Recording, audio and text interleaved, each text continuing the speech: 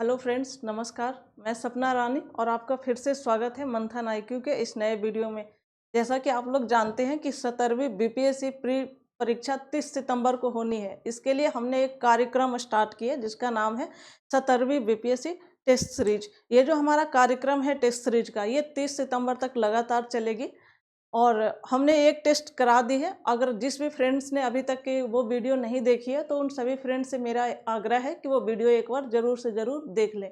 और आज के हमारा टेस्ट नंबर 2 है और मॉडर्न हिस्ट्री का टेस्ट है। मैं सारे दोस्तों को बता देना चाहती हूँ कि अभी 2-4 टेस्ट हमारे विषयवार चलेंगे और इसके बाद फुल लेंथ का भी टेस्ट चलेंगे।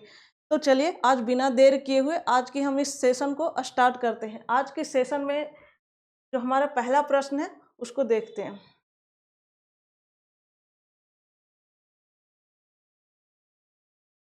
देखिए, पहला प्रश्न कहता है ताना भगत आंदोलन के संबंध में निम्नलिखित कथनों पर विचार करें। ठीक है, ताना भगत मुख्य रूप से झारखंड में स्थित एक आदिवासी समुदाय था, बिल्कुल सही बात है। दूसरा कथन है कि वे गांधी जी के अहिंसक प्रतिरोध के सिद्धांतों के विपरीत विश्वास रखते थे, यह भी बात सही है। तीसरा कथन है उनके आंदोलन की विशेषता जमींदारी प्रथा का विरोध था, यह भी बात सही है। आपसे पूछा क्या है कि सही क्या है, ऊपर दिए गए कथनों में से सही कथन कौन सा है। आपका सही जवाब कौन सा होगा? ऑप्शन डी, एक, दो और तीन, तीनों कथन सही हैं। अगले प्रश्न पर आइए। ये जो ताना भगत आंदोलन था, इसके जो मुख्य नेता थे वो कौन थे? इनके मुख्य नेता का नाम क्या था? जतरा भगत,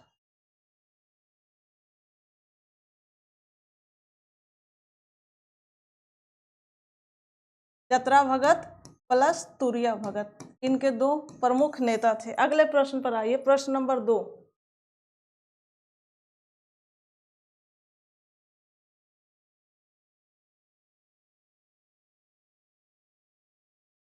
देखिए, प्रश्न नंबर 2 कहता है कि रंजीत सिंह और अंग्रेजों के बीच संपन्न हुई अमृतसर की संधि के संदर्भ में निम्नलिखित कथनों पर विचार करें।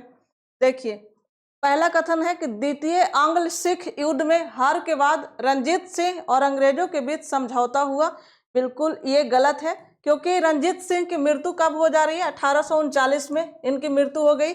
और द्वितीय आंग्ल सिख युद्ध कब हुआ? ये 1848 से 49 ये हुआ था। तो यहाँ पे रंजीत सिंह जीवित ही नहीं थे। ठीक है, दूसरा कथन देखिए, इसने सिख सेना को सतलज पार करने से रोक दिया और सतलज नदी के पूर्व के क्षेत्रों को सौंप दिया। ऐसा बिल्कुल भी नहीं है। नेपोलियन का भय समाप्त होते ही एक कमांडर था, अंग्रेजी कमांडर था, जिसका नाम था डेविड ऑकर लोनी।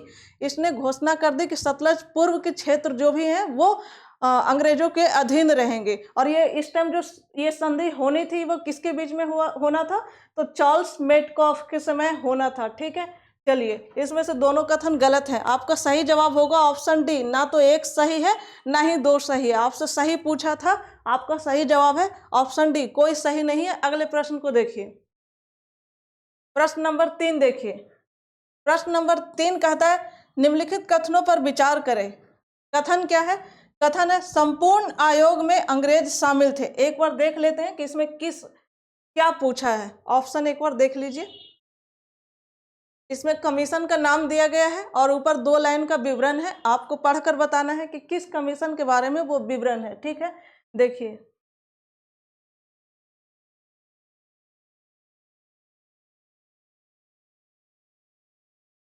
पहला कथन है कि संपूर्ण आयोग में अंग्रेज शामिल थे। ठीक है, दूसरा कथन है कि मई 1930 में 2 खंडों में एक रिपोर्ट प्रकाशित की। अब बताना है कि यह कथन किस आयोग से संबंधित है। आयोग का नाम देख लीजिए।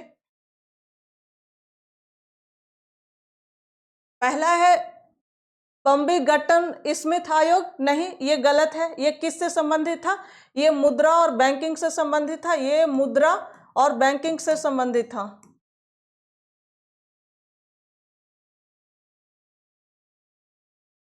हरटोक समिति, ये किससे था? ये शिक्षा से संबंधित था। तीसरा है हिल्टन यंग कमीशन, ये किससे था? ये भी मुद्रा और बैंकिंग से संबंधित था। अब जो बचा डी ऑप्शन है, उपरोक्त में से कोई नहीं, तो इसका सही जवाब होगा कोई नहीं। साइमन कमीशन के बारे में वो बात हो रहा था, इसका सही जवाब होगा साइमन कमीशन। Simon commission. सही जवाब है। अगले प्रश्न पर आइए। प्रश्न नंबर 4 देखिए। प्रश्न नंबर 4 कहता है कुछ सामाजिक वर्गों और समूहों ने सक्रिय रूप से विरोध किया और विद्रोह के खिलाफ काम किया। ठीक है, निम्नलिखित में से किस शासक ने 1857 के महान विद्रोह का समर्थन नहीं किया था? किसने समर्थन नहीं किया था? नीचे शासक का नाम है, आपको बताना है कि इनमें से कौन से शासक थे जो 1857 के महान विद्रोह का समर्थन नहीं किए थे। ऑप्शन है इंदौर के होलकर, इसने किया था? नहीं किया था। पटियाला के शासक, इसने भी नहीं किया था। कश्मीर के महाराजा, इसने भी नहीं किया था। आपका सही जवाब है उपरोक्त सभी किसी शासक ने भी 1857 के महान विद्रोह को समर्थन नहीं दिया था। अगले प्रश्न पर आइए। प्रश्न नंबर 5। प्रश्न नंबर 5 कहता है 1 नवंबर 1858 को जारी रानी की उद्घोषणा के संबंध में निम्नलिखित कथनों पर विचार करें। कथन क्या है? कथन है इस उद्घोषणा से गवर्नर जनरल को वायसराय की अतिरिक्त उपाधि प्राप्त हो गई। बिल्कुल सही बात है। दूसरा कथन है कि बाद में भारतीय राज्यों को ब्रिटिश क्राउन की सर्वोच्चता को स्वीकार करना पड़ा। यह भी बात बिल्कुल सही है। तीसरा कथन है उद्घोषणा में सभी भारतीयों के लिए उनकी जाति या पंथ की परवाह किए बिना सरकारी सेवाओं में समान अवसर देने का वादा किया गया। यह भी बात सही है। तीनों कथन सही है 1858 के अधिनियम के बारे में। इसमें से आपका कौन सा कथन सही, चौथा पढ़ लीजिए। चौथा बताना है आपको कि सही कौन सा है। चौथा कथन देखिए, कहता है यह भी वादा किया गया कि कानून बनाते और प्रशासित करते समय पुराने भारतीय अधिकारों, रीति रिवाजों और प्रथाओं को उचित सम्मान दिया जाएगा। यह भी बात बिल्कुल सही है। 1858 के अधिनियम के बारे में आपसे पूछा था कि उपरोक्त में से कौन सा कथन सही है। ऑप्शन है केवल 1, 2, 3, केवल 2, 3, केवल 3, 4, 1, 2, 3 और 4। आपका सही जवाब होगा ऑप्शन डी, चारों कथन सही हैं। अगले प्रश्न को देखिए। प्रश्न नंबर 6 कहता है 1861 के भारतीय परिषद अधिनियम के बारे में निम्नलिखित कथनों पर विचार करें। कथन क्या है? कथन क्या है बताना है। कथन है इसने विकेंद्रीकरण की प्रक्रिया शुरू की। बिल्कुल शुरू किया था। मद्रास और बॉम्बे की विधायी शक्तियों को लौटा करके विकेंद्रीकरण की प्रक्रिया इसने शुरू कर दिया था। यह भी बात सही है। दूसरा कथन है इसमें कुछ मामलों में नई विधान परिषदों के गठन का प्रावधान शामिल था। यह भी बात सही था। हालांकि ये जो नई विधान परिषद का गठन हुआ था ये कमजोर थे, इनको कोई भी फैसले लेने का उतना अधिकार नहीं था। ठीक है। तीसरा कथन है अधिनियम ने परिषदों को वित्तीय मुद्दों और बजट पर विचार विमर्श करने का अधिकार प्रदान किया था। बिल्कुल नहीं किया था, ये बिल्कुल अधिकार नहीं था।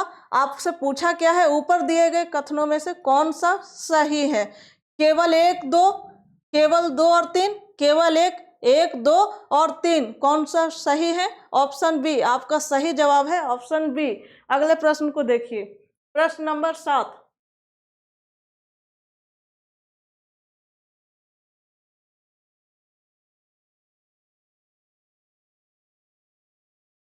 प्रश्न नंबर 7 देखिए, कहता है भारतीय प्रेस के इतिहास के संदर्भ में निम्नलिखित में से कौन सा कथन सटीक है? ठीक है, कथन क्या है? कथन पढ़िए।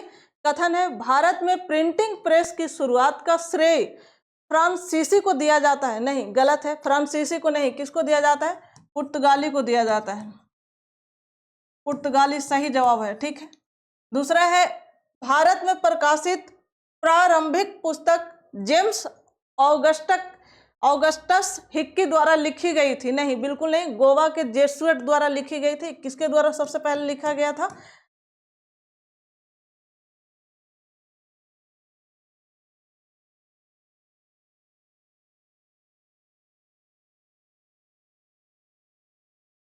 गोवा के जेसुएट्स द्वारा लिखी गई थी। दूसरा भी गलत है। तीसरा है भारत में समाचार पत्रों की शुरुआत असंतुष्ट ईस्ट इंडिया कंपनी के श्रमिकों द्वारा किया गया था। यह बात बिल्कुल सही है। चौथे ऑप्शन देखिए, कहता अंग्रेज ईस्ट इंडिया कंपनी ने 18वीं शताब्दी की शुरुआत में बॉम्बे में अपना पहला प्रिंटिंग प्रेस स्थापित किया था? नहीं, 18वीं शताब्दी में नहीं किया था। कब किया था? 17वीं शताब्दी में किया था। 17वीं शताब्दी में किया था। कब किया था? 1684 में किया था, 17वीं शताब्दी में किया था। ये भी गलत है। आपका सही जवाब कौन सा? सिर्फ बी ऑप्शन सही है। अगले प्रश्न को देखिए, प्रश्न नंबर 8। प्रश्न नंबर 8 कहता है, भारत छोड़ो आंदोलन के संबंध में निम्नलिखित कथनों पर विचार करें। कथन क्या है? कथन है, क्रिप्स मिशन का टूटना भारत छोड़ो आंदोलन की शुरुआत का एक प्राथमिक कारक था। बिल्कुल सही बात है। दूसरा कथन है, भारत छोड़ो आंदोलन ने ब्रिटिश भारत और रियासतों दोनों में व्यक्तियों से भागीदारी का आग्रह किया था। बिल्कुल सही बात है, किया था। तीसरा कथन है, भारतीय कम्युनिस्ट पार्टी ने भारत छोड़ो आंदोलन को अपना समर्थन दिया था। समर्थन नहीं दिया था, कम्युनिस्ट पार्टी में भी नहीं दिया था, इसने भी नहीं दिया था, और इसके साथ साथ किसने नहीं दिया था? तो मुस्लिम लीग ने भी नहीं दिया था। मुस्लिम लीग और किसने नहीं दिया था? हिंदू महासभा, इसने भी नहीं दिया था। ये तीन थे, ये तीनों ने नहीं दिया था। ठीक है, तीसरा कथन गलत है। ऑप्शन देखिए, आपसे पूछा है उपरोक्त में से कौन सा सही है? कौन सा सही है? ऑप्शन है केवल 1 और 2, केवल 2 और 3, केवल 1, 1, 2 और 3। आपका सही जवाब कौन सा होगा? 1 और 2 आपका सही जवाब है, ऑप्शन ए। अगले प्रश्न पर आइए, प्रश्न नंबर 9। प्रश्न नंबर 9 कहता है, निम्नलिखित जोड़ियों पर विचार करें। एक तरफ संस्थापक का नाम है और दूसरी तरफ अखबार का नाम है। आपको बताना है कि इनमें से कौन सी अखबार को संस्थापक बिल्कुल सही है। ठीक है, पहला है जी सुब्रमण्यम अय्यर, स्वदेश मित्रन, बिल्कुल सही बात है, इसने ही की थी। दूसरा है केशव चंद्र सेन, इंडियन मिरर, बिल्कुल सही है। दादा भाई नौरोजी, वॉइस ऑफ इंडिया, इसने भी सही है। तीनों सही हैं। आपका सही जवाब होगा ऑप्शन डी, 1, 2 और 3, तीनों आपका सही है। अगले प्रश्न को देखिए, प्रश्न नंबर 10।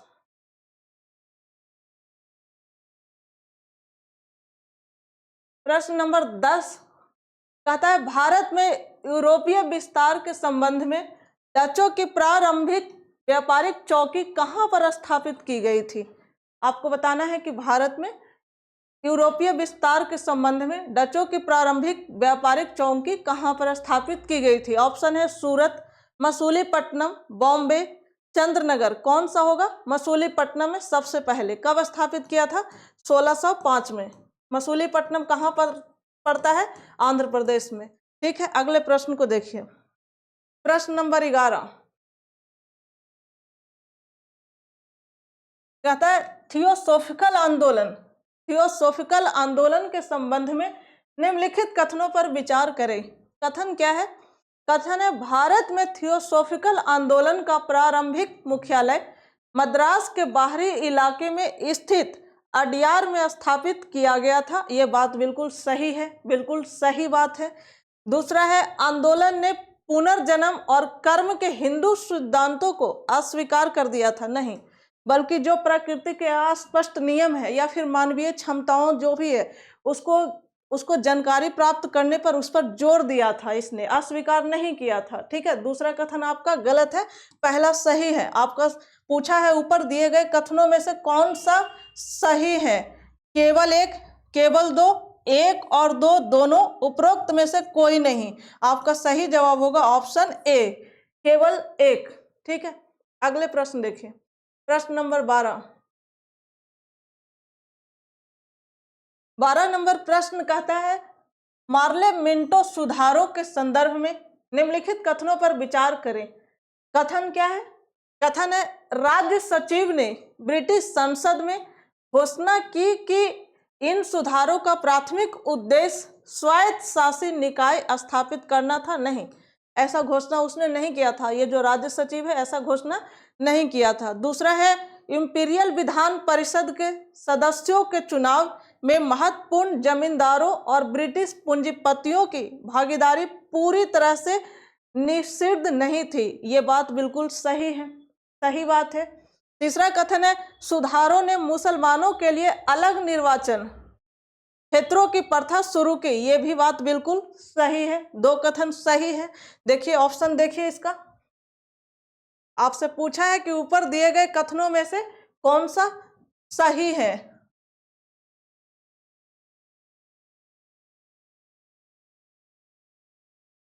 केवल एक, केवल दो और तीन, केवल तीन, एक, दो और तीन, कौन सा सही होगा?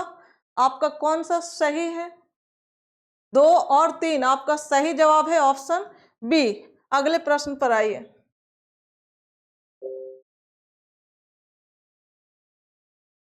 प्रश्न नंबर 13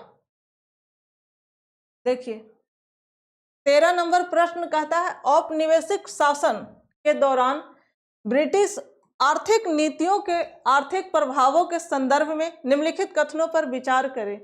कथन क्या है? कथन है व्यावसायिक कृषि की ओर संक्रमण, ये बात बिल्कुल सही है। दूसरा कथन है प्रबंध एजेंसी प्रणाली का उदय, बिल्कुल सही बात है। शहरी हस्तशिल्प उत्पादन का विकास, विकास हुआ था या फिर इसको नष्ट हुआ था? नष्ट हुआ था ना, विकास नहीं हुआ था, बल्कि इसमें इसको नष्ट हुआ था। औद्योगिकरण, ये सारे बात सही है, लेकिन ये विकास नहीं हुआ था। ठीक है, आपका सही जवाब कौन सा होगा? ऊपर दिए गए कथनों में से कौन सा सही है? केवल एक और दो, केवल तीन, केवल एक और तीन, केवल एक, कौन सा सही होगा?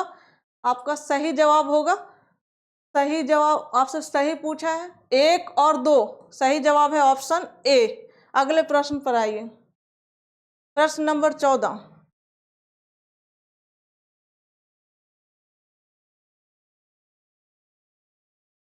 देखिए, 14 नंबर प्रश्न करता है भारतीय राष्ट्रीय कांग्रेस अधिवेशन आईएनसी के संबंध में निम्नलिखित कथनों पर विचार करें। कथन क्या है? कथन है 1885 में भारतीय राष्ट्रीय कांग्रेस के उद्घाटन सत्र के दौरान सुरेंद्र नाथ बनर्जी और अन्य बंगाल नेताओं ने भारतीय राष्ट्रीय कांग्रेस के साथ अपने प्रयासों को एकजुट किया था। प्रयासों को एकजुट नहीं किया था, बल्कि सुरेंद्र नाथ बनर्जी ने इसमें भाग ही नहीं लिया था, क्योंकि इसमें भाग नहीं लिया था सुरेंद्र नाथ बनर्जी। तो पहला कथन गलत है। दूसरा कथन देखिए, दूसरा कथन है 1886 में कांग्रेस के कलकत्ता अधिवेशन की अध्यक्षता दादा भाई नौरोजी ने की थी, ये बात बिल्कुल सही है। तीसरा कथन है कलकत्ता विश्वविद्यालय की पहली महिला स्नातक कादम्बिनी गांगुली ने कांग्रेस के तीसरे सत्र में भाषण दिया था। तीसरा सत्र नहीं था, ये कौन सा सत्र था? 1890 का सत्र था, ये छठा सत्र था। ये छठा सत्र था। कहाँ आयोजित हुआ था? कलकत्ता में हुआ था। इसकी अध्यक्षता किसने की थी? फिरोज शाह मेहता। फिरोज शाह मेहता।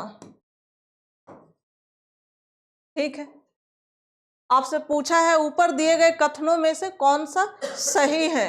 केवल एक और तीन, केवल एक, केवल दो, केवल दो और तीन, कौन सा सही होगा? डी, ऑप्शन डी, दो और तीन सही है। अगले प्रश्न पर आइए। प्रश्न नंबर 15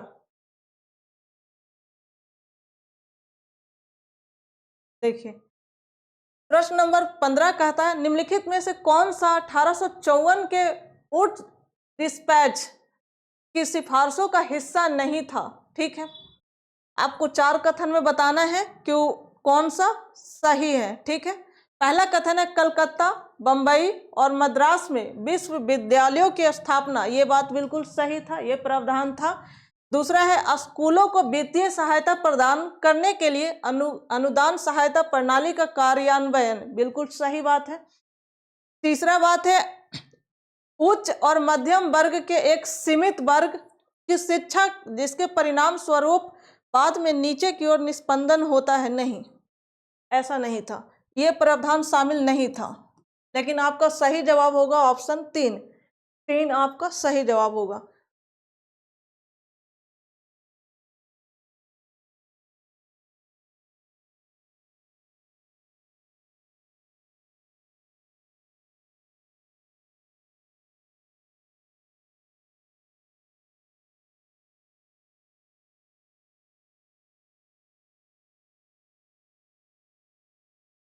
ऑप्शन बी आपका सही जवाब है।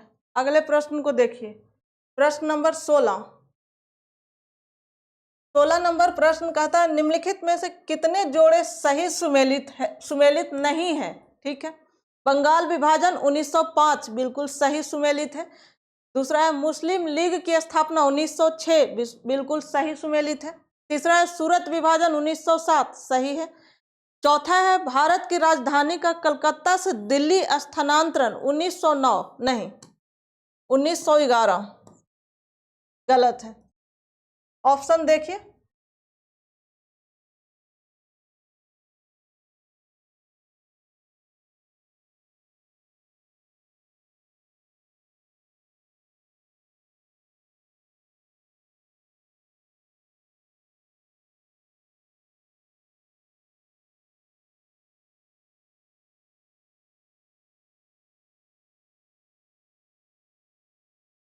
आपका सही जवाब होगा कितने सही सुमेलित नहीं है, केवल एक जोड़ी, केवल दो जोड़े, केवल तीन जोड़े। आपका सही जवाब है ऑप्शन ए, एक जोड़ी सही सुमेलित नहीं है। अगले प्रश्न को देखिए, प्रश्न नंबर 17। 17 नंबर प्रश्न कहता है ब्रिटिश भारत में कंपनी प्रशासन के नियंत्रण बोर्ड के संबंध में निम्नलिखित कथनों पर विचार करें। ठीक है, कथन है इसकी स्थापना 1784 के पिट्स इंडिया अधिनियम के तहत निर्धारित की गई थी, बिल्कुल सही बात है। दूसरा कथन है इसका उद्देश्य निर्देशक न्यायालयों के संचालन के लिए मार्गदर्शन और निरीक्षण प्रदान करना था, यह भी बात बिल्कुल सही है। तीसरा कथन है इसके पास ईस्ट इंडिया कंपनी के अधिकारियों को नियुक्त करने और हटाने का अधिकार था, नहीं ऐसा अधिकार नहीं था। नियंत्रण बोर्ड के पास में ऐसा अधिकार नहीं था। नियंत्रण बोर्ड का गठन ही इसलिए हुआ था कि जो ईस्ट इंडिया कंपनी है उसको भारत में उसके शासन को बनाए रखे और बढ़ावा दे, ऐसा प्रावधान नहीं था। आपसे पूछा क्या है कि ऊपर दिए गए कथनों में से कौन सा सही है, कौन सा सही है, इसका ऑप्शन देख लीजिए,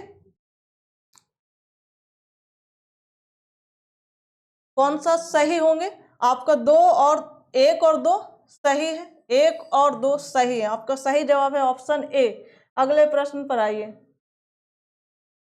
प्रश्न नंबर 18। देखिए 18 नंबर प्रश्न कहता है ब्रिटिश काल के दौरान स्थापित समितियों के बारे में निम्नलिखित कथनों पर विचार करें। कथन है, एक मिनट पहले इसका देख लीजिए,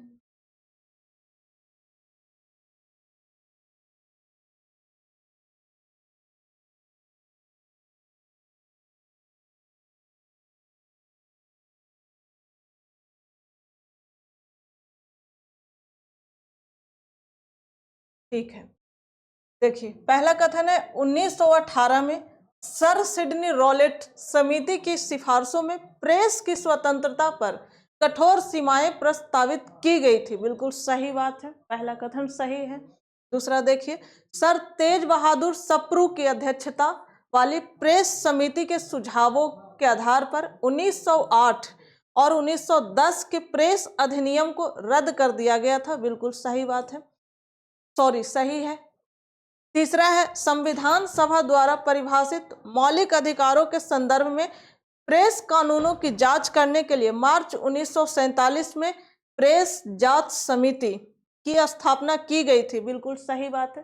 तीनों कथन सही है। आपका सही जवाब होगा, आपका सही जवाब कौन सा है, तीनों सही है।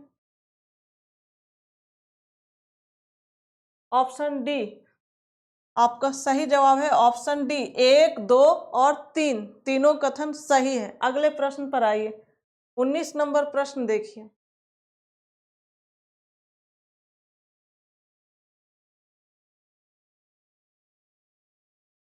देखिए 19 नंबर प्रश्न कहता है एनी बेसेंट के संदर्भ में निम्नलिखित कथनों पर विचार करें। कथन है भारत आने का उनका उद्देश्य थियोसॉफिकल सोसाइटी की पहल में योगदान देना था, बिल्कुल सही बात है। भारत कब आई थी, 1893 में आई थी और इसलिए ही आई थी।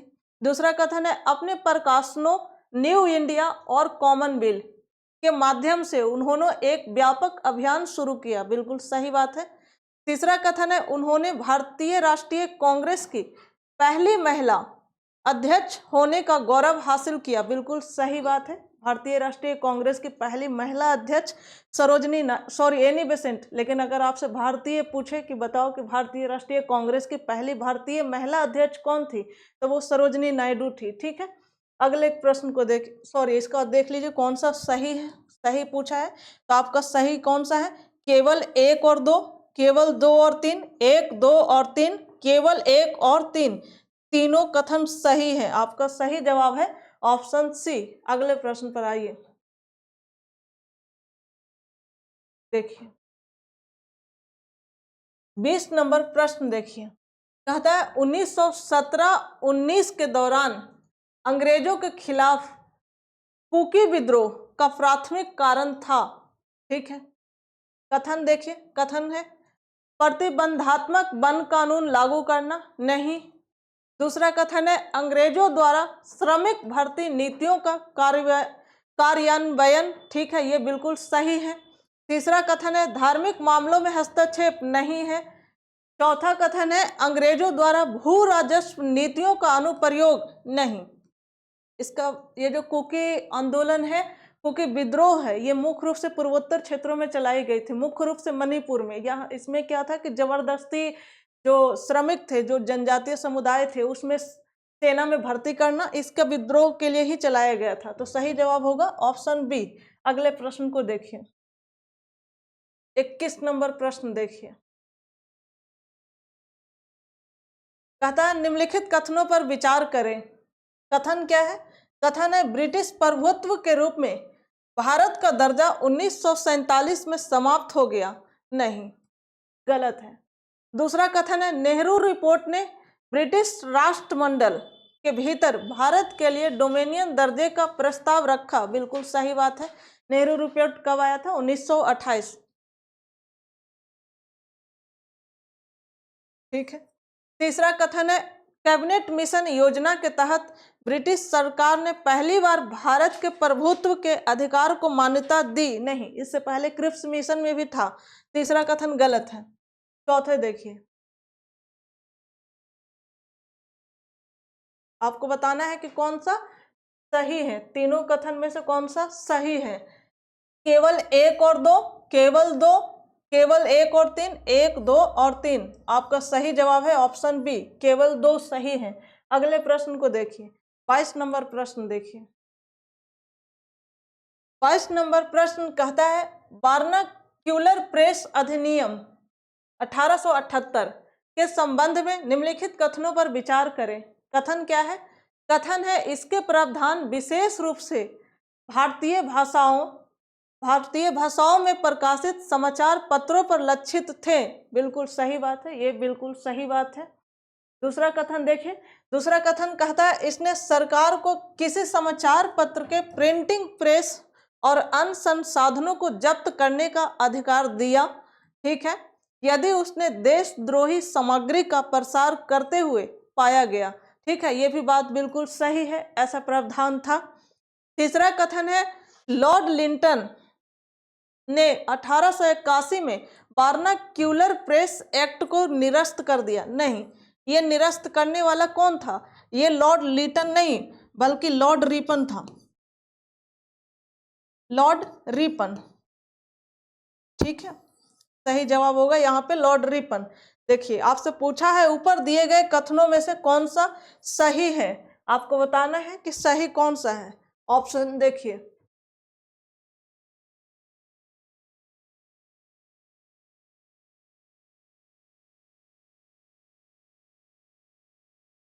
केवल एक और 2, केवल 2 और 3, 1, 2 और 3, कौन सा सही होगा? 1 और 2, 1 और 2 बिल्कुल सही जवाब है ऑप्शन बी। अगले प्रश्न को देखिए, प्रश्न नंबर 23 देखिए,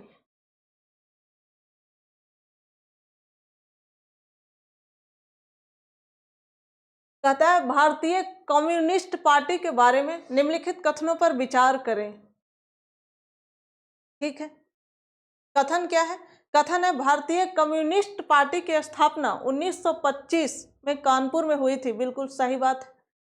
दूसरा कथन है अंग्रेजों ने भारतीय कम्युनिस्ट पार्टी की गतिविधियों को समर्थन प्रदान किया था। नहीं, अंग्रेज समर्थन प्रदान नहीं किए थे बल्कि प्रतिबंध लगा दिए थे, इस पर प्रतिबंध लगा दिए थे। अब प्रतिबंध कब लगा था? प्रतिबंध वो कब लगाए थे? तो जुलाई 1934 में, जुलाई 1934 में। दूसरा कथन गलत है। आपसे पूछा है कि ऊपर दिए गए कथनों में से कौन सा सही है? केवल एक, केवल दो, एक और दो दोनों, उपरोक्त में से कोई भी नहीं। कौन सा सही है? केवल एक सही है। आपका सही जवाब है ऑप्शन ए। अगले प्रश्न पर आइए। प्रश्न नंबर 24 देखिए।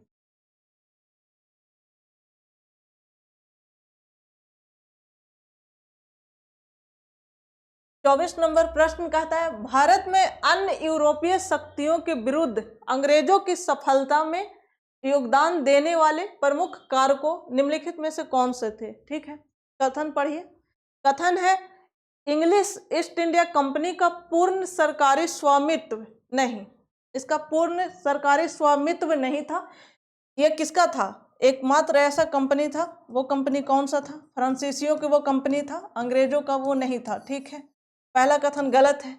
दूसरा है ब्रिटेन को शाही नौसेना की उन्नति, बिल्कुल सही बात है। तीसरा कथन है इंग्लैंड में औद्योगिक क्रांति की शुरुआत, बिल्कुल सही बात है।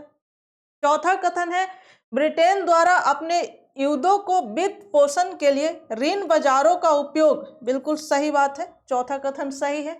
आपसे पूछा है नीचे दिए गए कोड का उपयोग करके सही उत्तर चुने। ठीक है, सही आपको बताना है। पहला गलत है, 2 3 4, 2 3 4 सही जवाब होगा ऑप्शन सी, ऑप्शन सी बिल्कुल सही है। अगले प्रश्न पर आइए। 25 नंबर प्रश्न देखिए।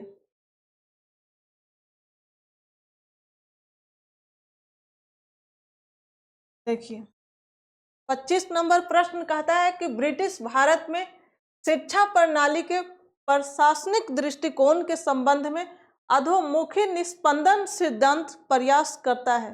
ठीक है, कथन पढ़ना है। कथन पढ़ के आपको बताना है। एक बार देख लेते हैं सही पूछा है या फिर गलत पूछा है, आपको बताना है।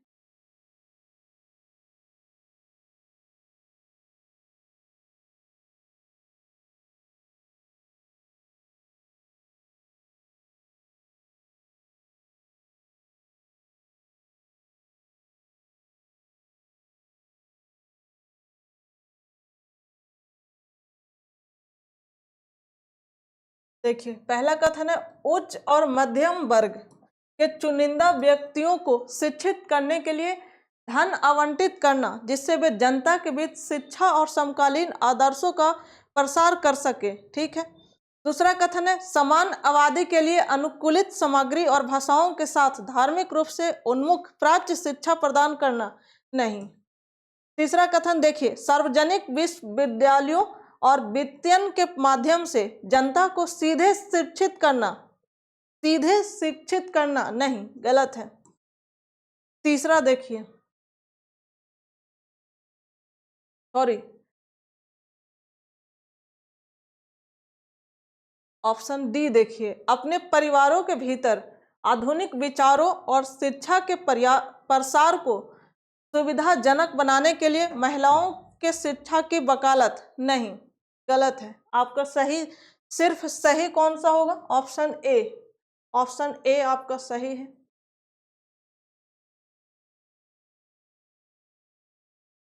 सही जवाब है ऑप्शन ए। अगले प्रश्न पर आइए।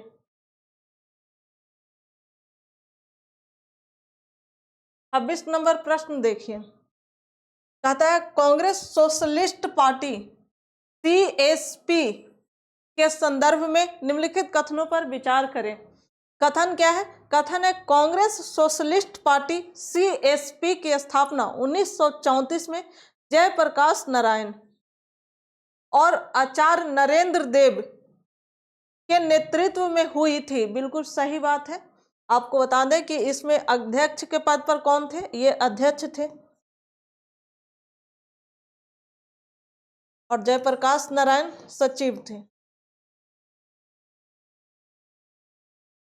दूसरे कथन को देखिए।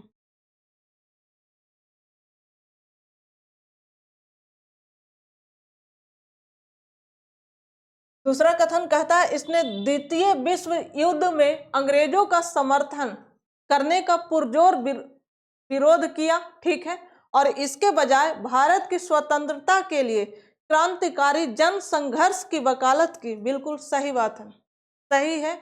आपसे पूछा है ऊपर दिए गए कथनों में से कौन सा सही है? केवल एक, केवल दो, एक और दो, दोनों। आपका दोनों कथन सही है, ठीक है, सही जवाब है ऑप्शन सी। अगले प्रश्न पर आइए। प्रश्न नंबर 27 देखिए।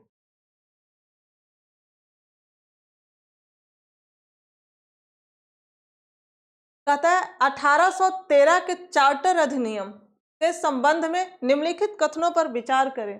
कथन क्या है? कथन है इस अधिनियम ने पहली बार सभी ब्रिटिश नागरिकों को चीन के साथ व्यापार में शामिल होने की अनुमति दी। नहीं, पहली बार नहीं था, ठीक है। दूसरा कथन है इसने मूल भारतीयों के धार्मिक और सामाजिक सांस्कृतिक पहलुओं में हस्तक्षेप न करने की नीति का पालन किया। यह भी बात बिल्कुल गलत है, बिल्कुल गलत बात है। आपसे पूछा है ऊपर दिए गए कथनों में से कौन सा सही है? केवल एक, केवल दो, एक और दो, दोनों। उपरोक्त में से कोई भी नहीं। आपका कौन सा कथन सही होंगे? आपका ऑप्शन डी सही जवाब होगा। कोई कथन सही नहीं है, ऑप्शन डी। अगले प्रश्न पर आइए। प्रश्न नंबर 28 देखिए।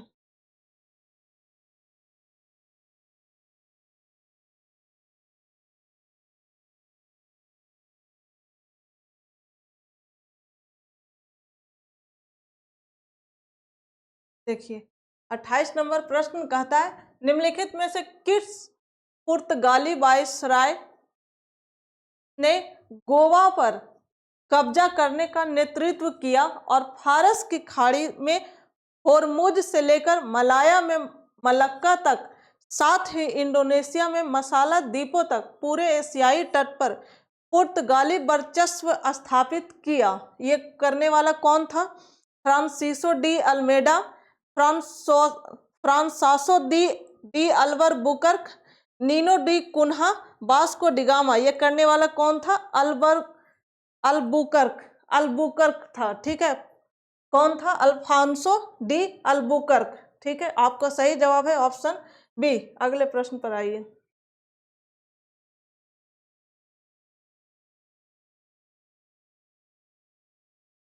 देखिए 29 नंबर प्रश्न देखिए। कहता है सारागंडी की लड़ाई के बारे में निम्नलिखित कथनों पर विचार करें। कथन क्या है? कथन है सारागंडी की लड़ाई ब्रिटिश राज और अफगान आदिवासियों के बीच एक संघर्ष था। बिल्कुल ये सही बात है। दूसरा कथन है यह युद्ध उस समय हुआ जब वॉरेन हेस्टिंग गवर्नर जनरल के रूप में कार्यरत था। नहीं, वॉरेन हेस्टिंग नहीं था। ये कौन था? एल्गिन द्वितीय, ठीक है। आपका इसमें दूसरा कथन गलत है। पूछा क्या है? ऊपर दिए गए कथनों में से कौन सा सही है? केवल एक, केवल दो, एक और दो, दोनों। उपरोक्त में से कोई भी नहीं। कौन सा सही होगा? ऑप्शन ए सही जवाब है, ऑप्शन ए। अगले प्रश्न पर आइए। प्रश्न नंबर 30।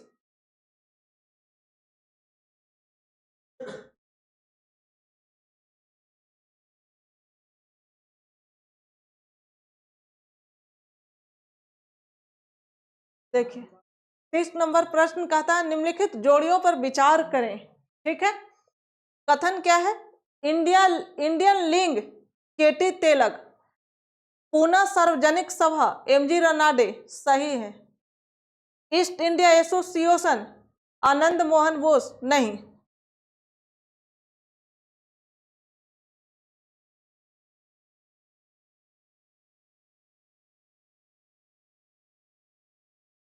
दादा भाई नौरोजी।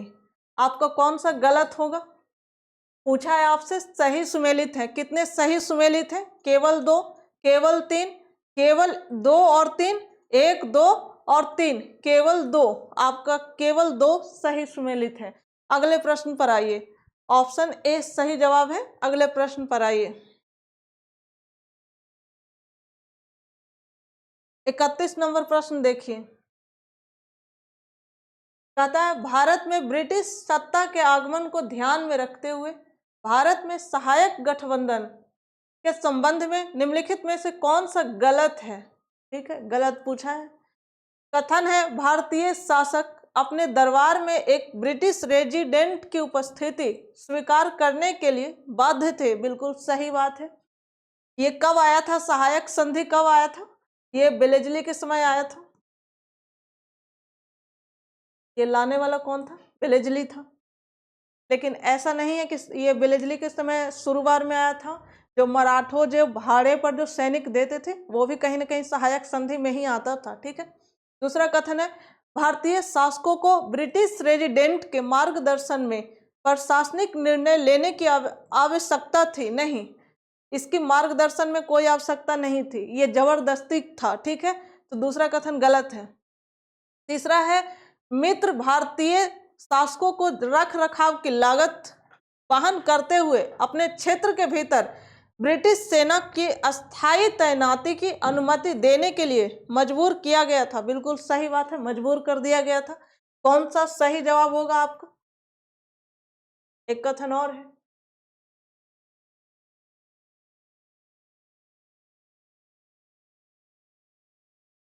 देखिए, चौथा कथन है भारतीय शासकों को ब्रिटिश सरकार की मंजूरी के बिना यूरोपीय लोगों को अपनी सेवा में नियुक्त करने से प्रतिबंधित कर दिया गया था। यह भी बात सही है। आपसे पूछा था गलत है, गलत कौन सा होगा? पहला गलत है।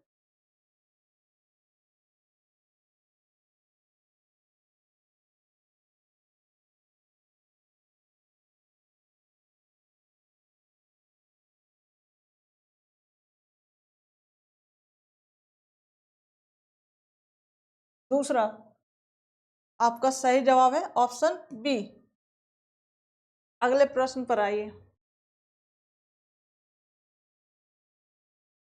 32 नंबर प्रश्न देखिए। 32 नंबर प्रश्न कहता है भारतीय राष्ट्रीय कांग्रेस के 1931 के कराची अधिवेशन के संबंध में निम्नलिखित कथनों पर विचार करें। गलत कथन चुने, गलत बताना है। ठीक है। पहला कथन है सरदार वल्लभ भाई पटेल ने इस महत्वपूर्ण सत्र के अध्यक्ष के रूप में कार्य किया और इस महत्वपूर्ण अवधि के दौरान कांग्रेस का मार्गदर्शन करने में महत्वपूर्ण भूमिका निभाई। ये बात बिल्कुल सही है। कराची अधिवेशन की अध्यक्षता किसने की थी? सरदार वल्लभ भाई पटेल। कहाँ आयोजित हुआ था? लाहौर में। ठीक है। दूसरा कथन है मौलिक अधिकारों पर प्रस्ताव जो भारतीय स्वतंत्रता आंदोलन में एक महत्वपूर्ण कदम था, महात्मा गांधी द्वारा लिखा गया था। ये बात सही नहीं है, लेकिन क्वेश्चन का जवाब सही है। ठीक है, महात्मा गांधी द्वारा नहीं, कौन लिखे थे? जवाहरलाल नेहरू। ये जवाहरलाल नेहरू द्वारा लिखा गया था। तीसरा कथन देखिए।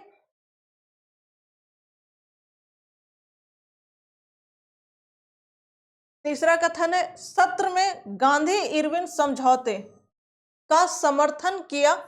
ठीक है, जो भारतीय स्वतंत्रता के उद्देश्य को आगे बढ़ाने के लिए संवाद और बातचीत में शामिल होने की कांग्रेस की इच्छा को दर्शाता है। बिल्कुल ये बात सही है। आपसे पूछा था गलत कथन बताना था, कौन सा गलत है? ऑप्शन बी गलत है। आपका सही जवाब है ऑप्शन बी। अगले प्रश्न को देखिए। 33 नंबर प्रश्न देखिए।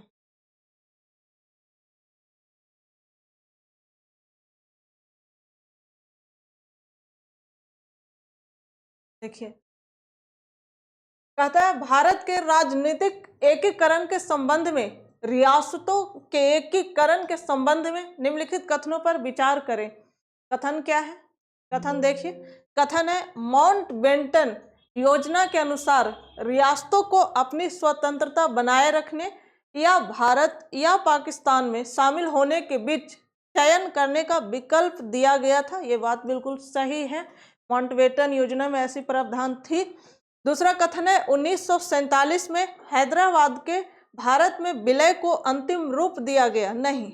इसका विलय कब हुआ था? 1947 में नहीं, 1948 में हुआ था। दूसरा गलत है। तीसरा देखिए, तीसरा कथन कहता है प्रिवी पर्स की अवधारणा जो ब्रिटिश प्रशासन द्वारा रियासतों को दी गई थी, भारत को स्वतंत्रता मिलने के तुरंत बाद समाप्त कर दी गई थी? नहीं, बल्कि जो भारतीय सरकार है और रियासत है उसके बीच में संबंधों को एक महत्वपूर्ण पहल के रूप में एक कार्य किया था और आगे तक भी जारी रहा था, समाप्त नहीं हुआ था। तीसरा बात गलत है। दूसरा भी गलत, तीसरा भी गलत। देखिए ऑप्शन देख लीजिए।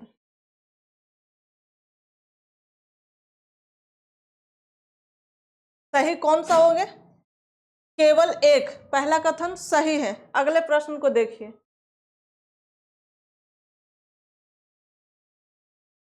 प्रश्न नंबर 34 देखिए, कहता है 18वीं शताब्दी के अंत के संबंध में हौलादार, गंतीदार या मंडल शब्द का उल्लेख किया गया है। ठीक है, बताना है आपको कि ये किसके लिए किया गया है। पहला कथन है अधिकारियों का एक समूह जिसे शहरी क्षेत्रों में कानून और व्यवस्था बनाए रखने का काम सौंपा गया था। नहीं, इसके लिए नहीं था। दूसरा कथन है गांवों में संपन्न किसानों का एक समूह। ये बात बिल्कुल सही है। तीसरा कथन है मुगल काल के दौरान नियुक्त जनगणना अधिकारी। नहीं, गलत है। गांवों में जमींदारों द्वारा तैनात लाठीधारियों का एक समूह था। नहीं, यह भी बात गलत है। आपका सही जवाब है ऑप्शन बी। अगले प्रश्न पर आइए। प्रश्न नंबर 35 देखिए। 35 नंबर प्रश्न देखिए, कहता है 1881 के फैक्ट्री अधिनियम और 1891 के फैक्ट्री अधिनियम के संबंध में निम्नलिखित कथनों पर विचार करें। कथन क्या है? कथन है 1881 के फैक्ट्री अधिनियम का प्राथमिक फोकस बाल श्रम का मुद्दा था। बिल्कुल ये सही बात है, बिल्कुल सही बात है ये। दूसरा कथन है 1891 का फैक्ट्री अधिनियम मुख्य रूप से पुरुषों के काम के घंटों को विनियमित करने से संबंधित था। नहीं, बल्कि पुरुषों को जो काम करने के घंटे थे वो अनियमित ही रहे थे, अनियमित ही रहे थे, विनियमित नहीं किया गया था। ठीक है, दूसरा कथन गलत है। तीसरा है इनमें से कोई भी अधिनियम ब्रिटिश स्वामित्व वाले चाय और कॉफी बगानों पर लागू नहीं था। ये बात बिल्कुल सही है, सही है। अगले सॉरी इसका ऑप्शन देखिए, ऊपर दिए गए कथनों में से कौन सा सही है?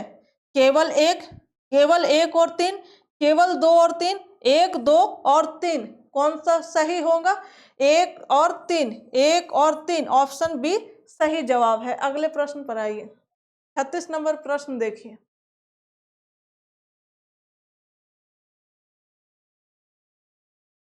देखिए 36 नंबर प्रश्न कहता है ब्लैक होल त्रासदी को अक्सर निम्नलिखित में से किस युद्ध के आरंभ के रूप में जोड़ा जाता है जिसने भारत में ब्रिटिश शक्ति के उदय को चिन्हित किया?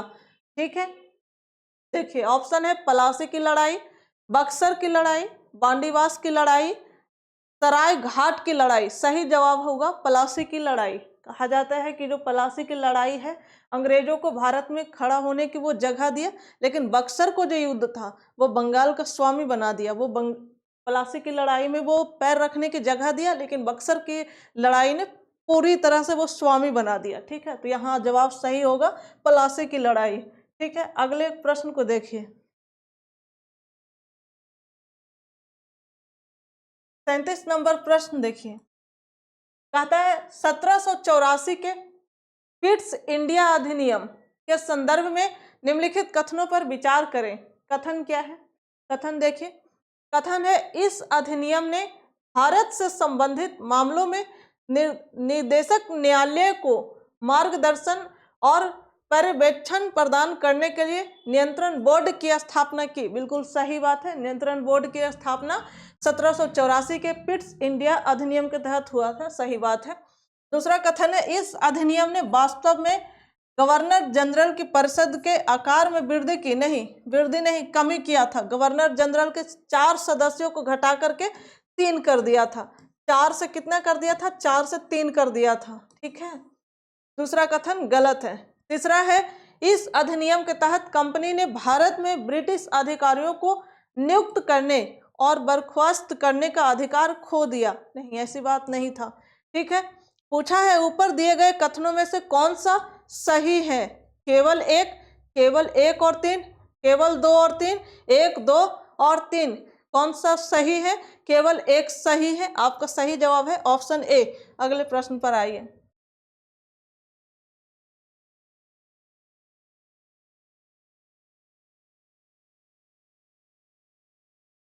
देखिए 38 नंबर प्रश्न कहता है, भारत छोड़ो आंदोलन के बारे में निम्नलिखित कथनों पर विचार करें। ठीक है, कथन है 1942 में शुरू किया गया भारत छोड़ो आंदोलन वास्तव में एक नेतृत्वहीन आंदोलन था जिसमें देश के विभिन्न हिस्सों में व्यापक हिंसा देखी गई। नहीं, पहला कथन गलत है। ठीक है, दूसरा कथन देखिए। दूसरा कथन कहता है, लॉर्ड लिथुगो ने भारत छोड़ो आंदोलन के दौरान भारत के वायसराय के रूप में कार्य किया, जिसने इसे भारत के स्वतंत्रता संग्राम में एक महत्वपूर्ण घटना बना दिया। ये बात बिल्कुल सही है। तीसरा कथन है, भारत छोड़ो आंदोलन के आह्वान के बावजूद वायसराय कार्यकारी समिति के 3 भारतीय सदस्यों ने अंग्रेजों का सहयोग करना और उनके लिए काम करना जारी रखा था। ये भी बात सही है। 2 और 3 सही है। आपका सही जवाब होगा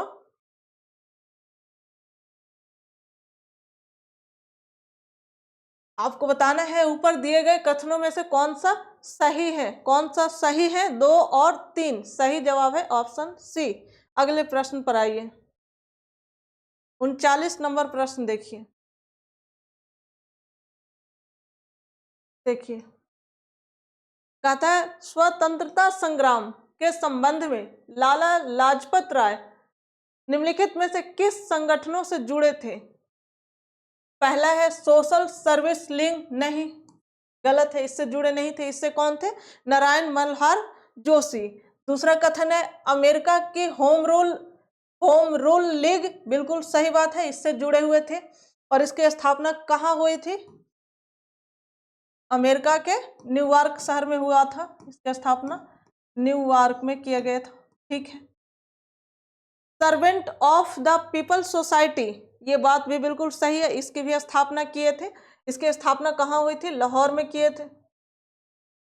ठीक है, लेकिन अगर आपसे पूछे कि servant of the people society का उद्घाटन किसने किया था, तो इसका उद्घाटन महात्मा गांधी ने किया था। उद्घाटन किसने किया था?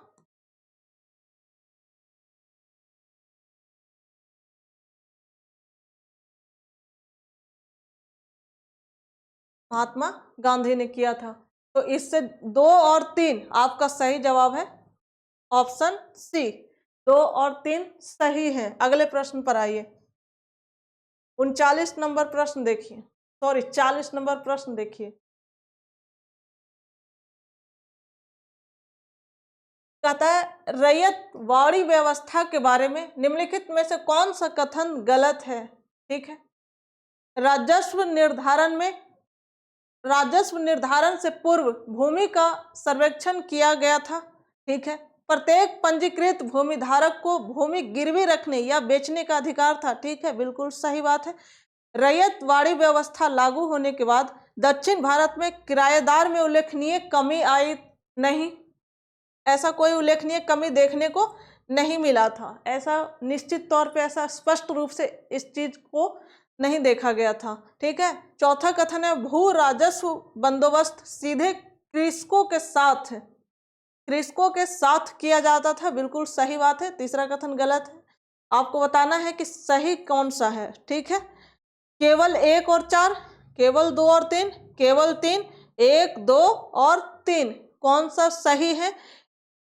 आपको बताना है कौन सा सही होंगे। तो ऑप्शन डी 1, 2 और 4, 1, 2 और 4 सही है। आपका सही जवाब है ऑप्शन डी। अगले प्रश्न पर आइए। 41 नंबर प्रश्न देखिए। 41 नंबर प्रश्न देखिए, कहता है खिलाफत आंदोलन के संबंध में निम्नलिखित दावों की जांच करें। ठीक है, कथन है शौकत अली और मोहम्मद अली ने खिलाफत आंदोलन के नेता के रूप में कार्य किया। बिल्कुल, ये बात तो सही है।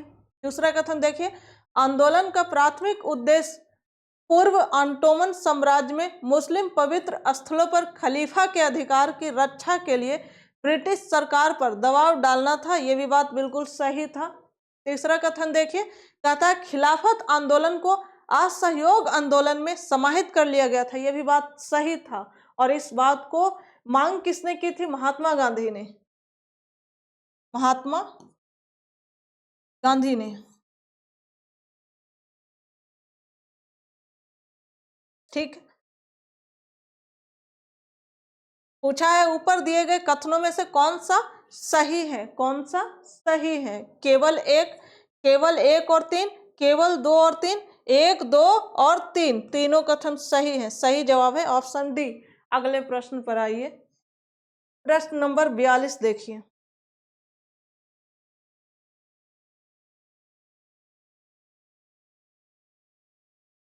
देखिए, कहता है निम्नलिखित जोड़ों पर विचार करें। ठीक है, एक तरफ कांग्रेस सत्र का नाम है और कांग्रेस सत्र का वर्ष दिया गया है, और दूसरी तरफ उसकी अध्यक्ष का नाम दिया गया है। आपको बताना है कि कौन सा सही सुमेलित है। 1887 बदरुद्दीन तैयबजी, बिल्कुल सही बात है। 1924 जवाहरलाल नेहरू, नहीं, किसने? महात्मा गांधी।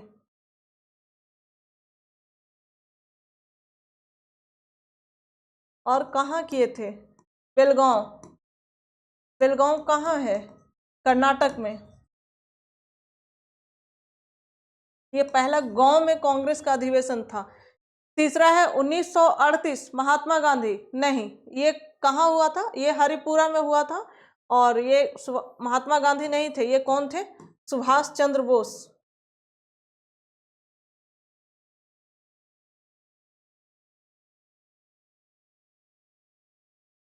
ठीक है, कहाँ हुआ था ये? हरिपुरा में।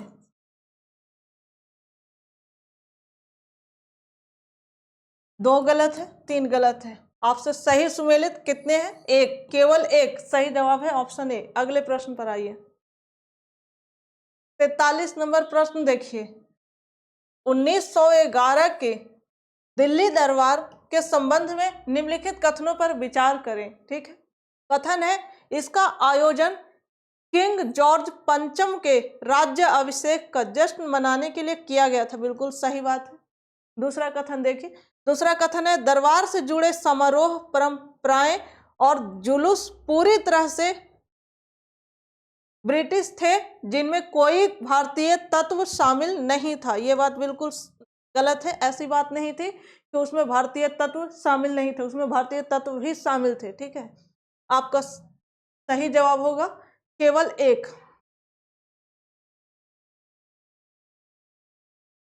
केवल एक, पहला कथन सही है, दूसरा गलत है। 44 नंबर प्रश्न देखिए।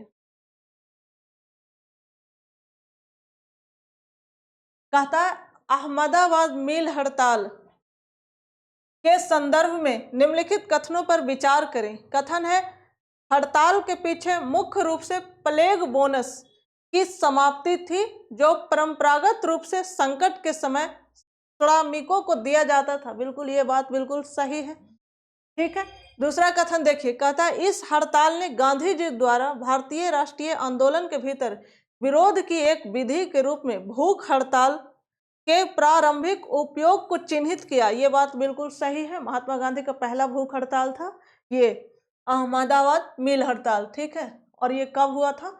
1917 में।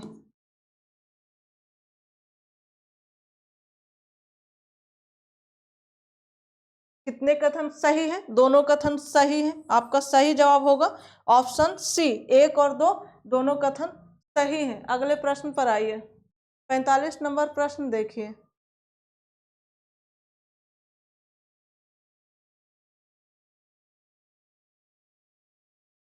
देखिए, कहता है 1908 के अलीपुर बम कांड के संबंध में निम्नलिखित कथनों पर विचार करें। ठीक है, कथन क्या है? कथन है इस मामले में अधिकांश आरोपी क्रांतिकारी संगठन अनुशीलन समिति से जुड़े थे। ये बात बिल्कुल सही है। ठीक है। दूसरा कथन है अरविंदो घोष का प्रतिनिधित्व मोतीलाल नेहरू ने उनके बचाव वकील के रूप में किया था। नहीं, यह प्रतिनिधित्व किसने किया था? बचाव वकील के रूप में चित्तरंजन दास ने किया था।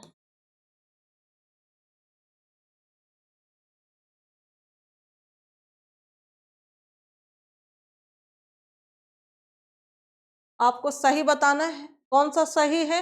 केवल एक, केवल दो? एक और दो दोनों? उपरोक्त में से कोई नहीं, केवल एक सही है। आपका सही जवाब है ऑप्शन ए। Option A. अगले प्रश्न पर आइए। 46 नंबर प्रश्न देखिए। देखिए 46 नंबर प्रश्न कहता है स्वामी दयानंद के संदर्भ में निम्नलिखित में से उनकी कौन सी मान्यताएं प्रचलित है? ठीक है। पहला कथन है कर्म की अवधारणा और आत्मा के स्थानांतरण को अपनाएं। ये बात बिल्कुल सही है, बिल्कुल सही बात है। दूसरा कथन है युवा पीढ़ी के विकास को बढ़ावा देने के लिए पश्चिमी विज्ञान के अध्ययन को प्रोत्साहित करें। बिल्कुल सही बात है। तीसरा कथन है वैदिक ज्ञान की अचूकता की वकालत की। बिल्कुल सही बात है। तीनों कथन सही है। आपका सही जवाब हो जाएगा ऑप्शन डी। 1, 2 और 3 तीनों कथन सही है। अगले प्रश्न पर आइए। 47 नंबर प्रश्न देखिए।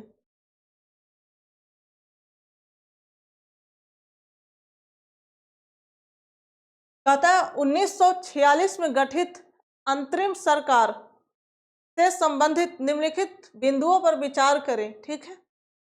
कथन क्या है? कथन है मुस्लिम लीग अंतरिम सरकार में शामिल हुई। बिल्कुल सही बात है। शुरू में शामिल नहीं थी लेकिन बाद में शामिल हो गई थी। ठीक है। अंतरिम सरकार की स्थापना लॉर्ड माउंटबेटन के नहीं बल्कि लॉर्ड बेवेल के वायसराय काल में हुई थी। ये बात बिल्कुल सही है। तीसरा कथन है डॉक्टर राजेंद्र प्रसाद कार्यकारी परिषद के उपाध्यक्ष नहीं थे। ये नहीं थे, कौन थे? जवाहरलाल नेहरू।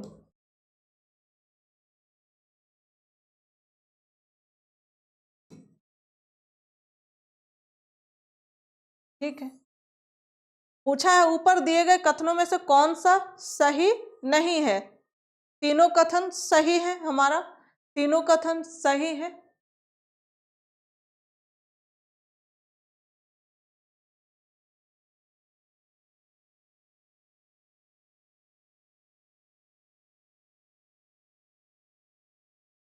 यहाँ पे होगा कौन सा सही नहीं है।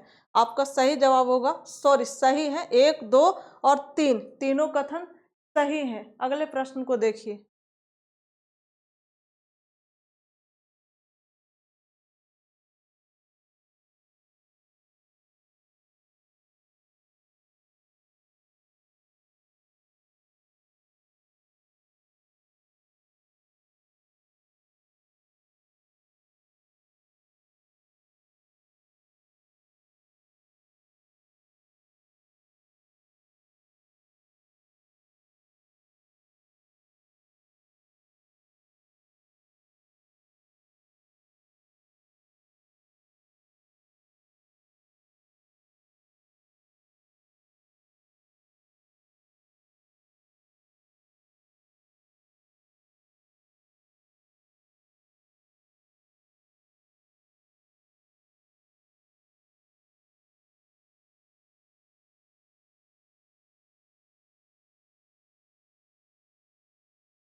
देखिए 48 नंबर प्रश्न देखिए।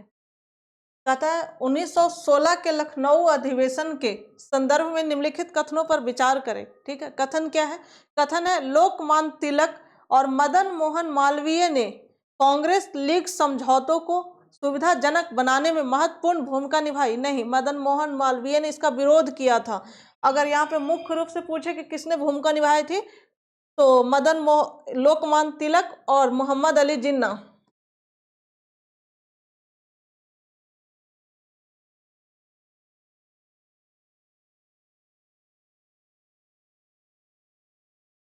और अगर नरम दल और गरम दल को किसने मिलाया था तो वो एनी बेसेंट और तिलक। ठीक है।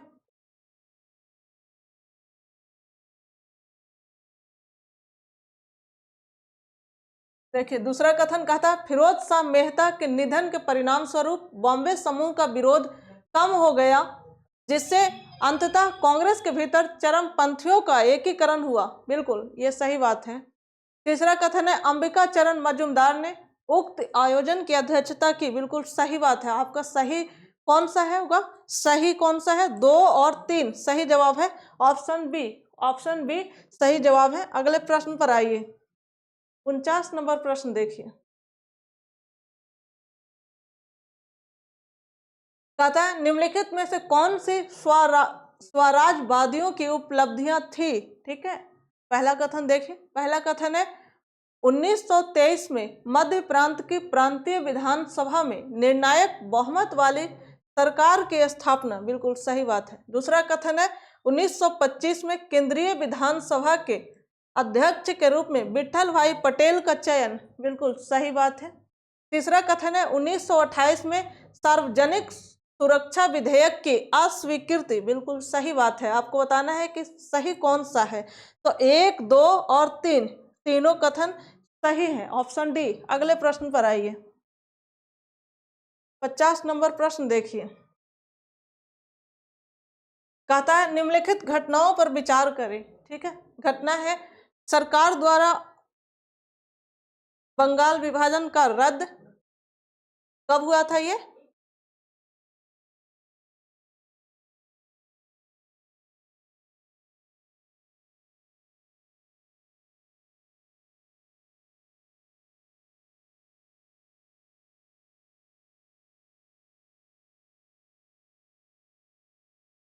1911। राष्ट्रीय शिक्षा परिषद की स्थापना ये कब की घटना है? 1906। लॉर्ड कर्जन ने भारतीय विश्वविद्यालय अधिनियम पारित किया। कब किया था? 1904। तो सबसे पहले 3, 2, 1।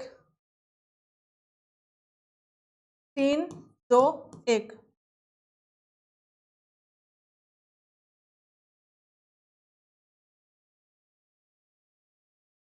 कौन सा सही जवाब होगा? Option C 3, 2, 1। ठीक है, अगले प्रश्न को देखिए। 51 नंबर प्रश्न देखिए। कहता है निम्नलिखित में से किस समाचार पत्र या पत्रिका से महात्मा गांधी का संबंध नहीं था? ठीक है, आपको बताना है कि इनमें से कौन सी वो समाचार पत्र या पत्रिका थी जिससे महात्मा गांधी का संबंध नहीं था। इंडियन ओपिनियन बिल्कुल था, यंग इंडिया बिल्कुल, नवजीवन बिल्कुल, युगांतर ये नहीं था, ये क्रांतिकारी पत्रिका थी, क्रांतिकारी थी। ठीक है, इसका इसका संबंध किससे था? वरिंद्र कुमार घोष। ठीक है, सही जवाब है ऑप्शन डी।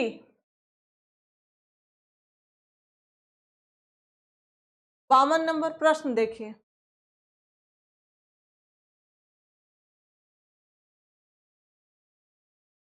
कहता है नील आंदोलन का पुरजोर समर्थन करने वाले हिंदू पैट्रियट के संपादक थे। ठीक है, हेमचंद चंद्राकर, हरीश चंद्र मुखर्जी, दीनबंधु मित्र, दिगंबर बिश्वास। कौन थे? हरीश चंद्र मुखर्जी। आपका सही जवाब है ऑप्शन बी। अगले प्रश्न को देखिए। 53 नंबर प्रश्न देखिए।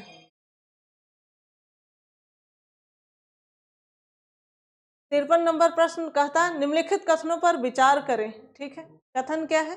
कथन है 12 अगस्त 1965 को ईस्ट इंडिया कंपनी को बंगाल प्रांत का दीवान नियुक्त किया गया। बिल्कुल सही बात है।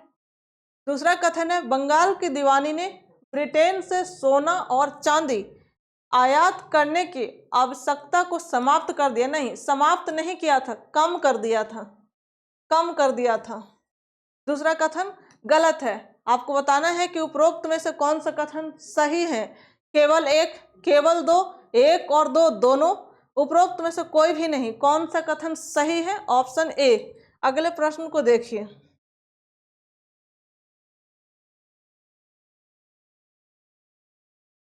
54 नंबर प्रश्न देखिए। कहता है निम्नलिखित कथनों पर विचार करें। कथन क्या है? कथन है 1608 में ब्रिटिश ईस्ट इंडिया कंपनी ने औरंगजेब के दरबार से रॉयल फरमान हासिल किया। नहीं, औरंगजेब नहीं था, कौन था? जहांगीर, मुगल साम्राज्य का चौथे बादशाह। ठीक है। ब्रिटिश ईस्ट इंडिया कंपनी को विशेष अधिकार दिए जाने से कंपनी को पूर्व के साथ व्यापार पर एकाधिकार प्राप्त हो गया, जिसने डच और पुर्तगाली प्रतिस्पर्धा समाप्त हो गई। नहीं, ऐसी बात नहीं थी। ठीक है, इसे विशेष अधिकार प्राप्त नहीं था। और दूसरी बात कि जो डच और पुर्तगाली, इसके साथ भी उसकी प्रतिस्पर्धा समाप्त नहीं हुआ था, ये भी लगातार जारी था। ठीक है, दूसरा कथन गलत है। तीसरा कथन है ब्रिटिश ईस्ट इंडिया कंपनी ने 1608 में कलकत्ता में अपना प्रारंभिक कारखाना स्थापित किया। कलकत्ता में नहीं किया था, ये कब किया, कहाँ किया था? सूरत में किया था। और किसके? मुगल बादशाह कौन थे? जहांगीर।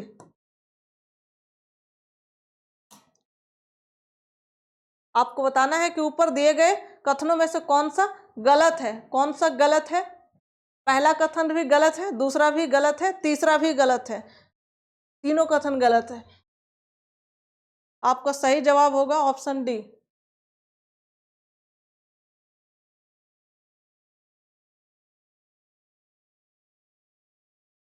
55 नंबर प्रश्न देखिए।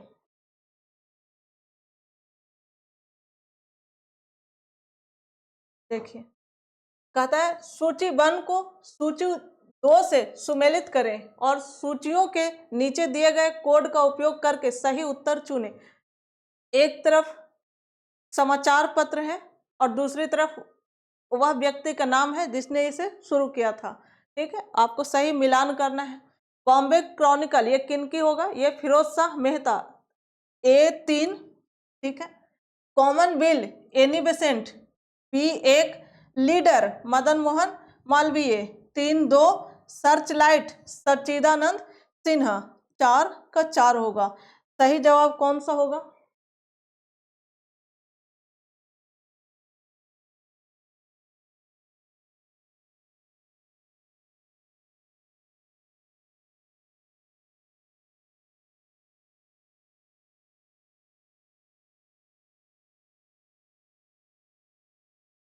तीन, एक, दो, चार, ऑप्शन सी आपका सही जवाब है। अगले प्रश्न को देखिए। 56 नंबर प्रश्न देखिए। कहता है निम्नलिखित में से कौन वेदों के पुनरुद्धार के लिए जाना जाता है? ठीक है, ऑप्शन है रामकृष्ण परमहंस, रामानुज, स्वामी दयानंद सरस्वती, स्वामी विवेकानंद। सही जवाब होगा ऑप्शन सी, दयानंद सरस्वती। अगले प्रश्न को देखिए। 57 नंबर प्रश्न देखिए। कहता है निम्नलिखित कथनों पर विचार करें। कथन क्या है? कथन है दादा भाई नौरोजी, M.G. रनाडे और R.C. दत्त ने ब्रिटिश आर्थिक व्यवस्था का साहित्यिक विश्लेषण प्रदान किया। बिल्कुल सही बात है। दूसरा कथन है उनके द्वारा प्रस्तुत आलोचनाओं में से 1 रुपये की गिरती विनिमय दर को स्थिर करने के प्रयासों की अनुपस्थिति थी। बिल्कुल, ये भी बात सही है। तीसरा कथन है राष्ट्रवादियों ने भारत के आर्थिक मुद्दों के समाधान के रूप में पूंजीवाद के पूर्ण उन्मूलन का सुझाव दिया था। नहीं, इसका सुझाव नहीं दिया था, ये गलत है।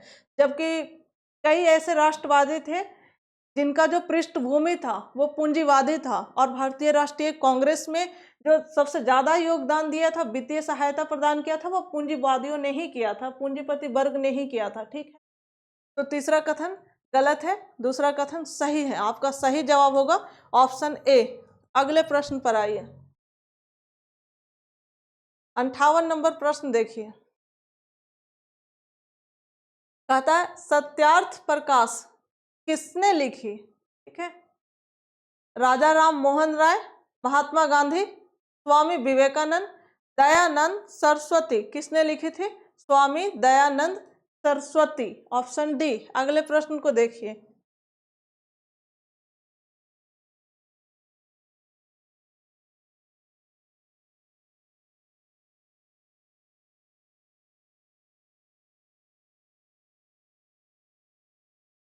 59 नंबर प्रश्न देखिए, कहता है सूची 1 को सूची 2 से सुमेलित करें और सूचियों के नीचे दिए गए कोड से सही उत्तर चुने। ठीक है, एक तरफ संगठन का नाम है, दूसरे तरफ संस्थापक, आपको सही मिलान करना है।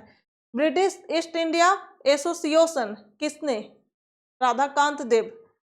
A3 बॉम्बे प्रेसिडेंट्स एसोसिएशन किसने? केटी तेलग, ये बिल्कुल सही बात है। 2 सेंट्रल मोहम्मडन नेशनल एसोसिएशन किसने? सैयद अमीर Ali. 3 4 servants of India society 1 3 2 4 1।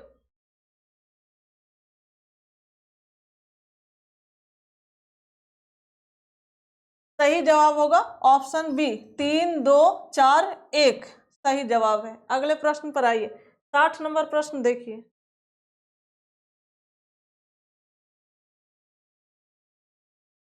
कहता है 1857 के विद्रोह के पीछे निम्नलिखित में से कौन सा कारण था? ठीक है, पहला कारण है सिंध या पंजाब में सेवारत सिपाहियों को विदेशी सेवा भत्ता से वंचित कर दिया गया था। ये बात बिल्कुल सही बात है, पहला कथन सही है।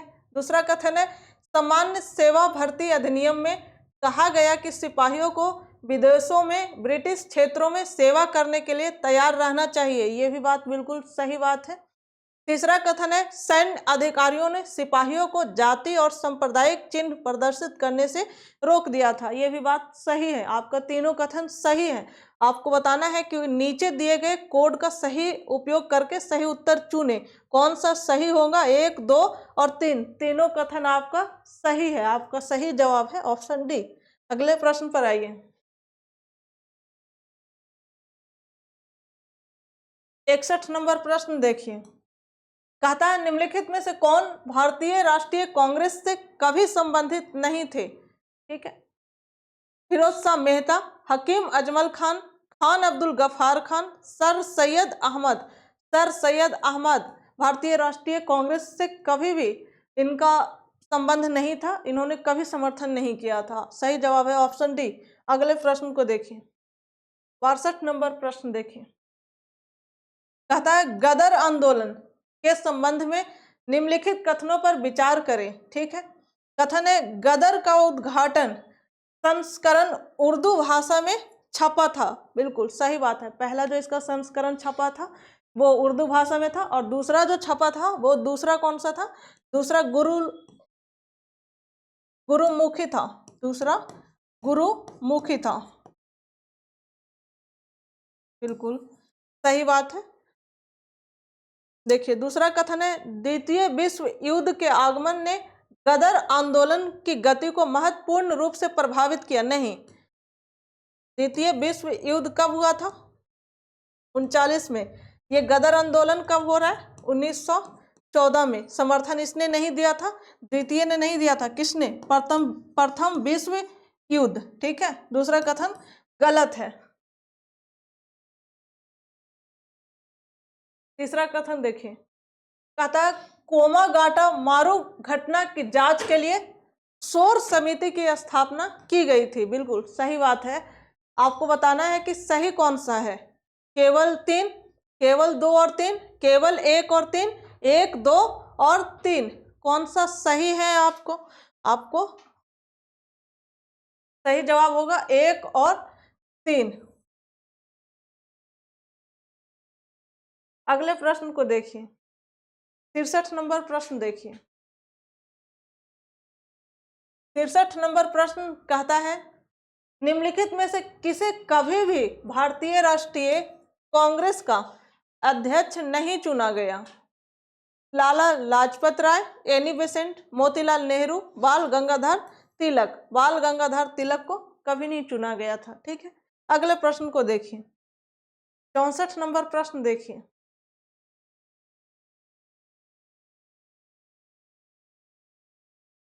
कहता है निम्नलिखित में से कौन भारतीय राष्ट्रीय कांग्रेस का अध्यक्ष बनने वाला सबसे कम उम्र का व्यक्ति था? जवाहरलाल नेहरू, अब्दुल कलाम आजाद, आनंद मोहन बोस, भूपेंद्र नाथ बोस। अब्दुल कलाम आजाद, बिल्कुल सही जवाब होगा ऑप्शन बी। और अगर आपसे पूछे कि सबसे लंबा कार्यकाल किनका रहा था भारतीय राष्ट्रीय कांग्रेस के अध्यक्ष का, तब वो भी अब्दुल कलाम आजाद का ही रहा था, 1940 से लेकर 1946। अगले प्रश्न को देखें, 65 नंबर प्रश्न देखिए। कहता है 1793 में लॉर्ड कॉर्नवालिस द्वारा शुरू की गई अस्थायी राजस्व निपटान प्रणाली के संदर्भ में निम्नलिखित कथनों पर विचार करें। कथन क्या है? कथन है भूमि जमींदारों में निहित कर दी गई, जिससे उन्हें वंशानुगत और हस्तांतरणीय स्वामित्व अधिकार मिल गया। बिल्कुल सही बात है। अगले ऑप्शन को देखिए। कहता है इस व्यवस्था के अंतर्गत राजस्व का प्रारंभिक निर्धारण जमींदारों से परामर्श किए बिना तथा मनमाने ढंग से किया गया था। बिल्कुल ऐसा कोई निश्चित नहीं था कि जमींदारों को कितना वसूलना है, वो अपनी मर्जी से वसूलते थे। ठीक है। तीसरा कथन है जमींदारों को किसानों से वसूले गए लगान का 10/11 भाग देना पड़ता था। ये बात बिल्कुल सही है। आपका सही जवाब है 1, 2, 3, तीनों कथन सही है। Option B. अगले प्रश्न को देखिए, 66 नंबर प्रश्न देखिए।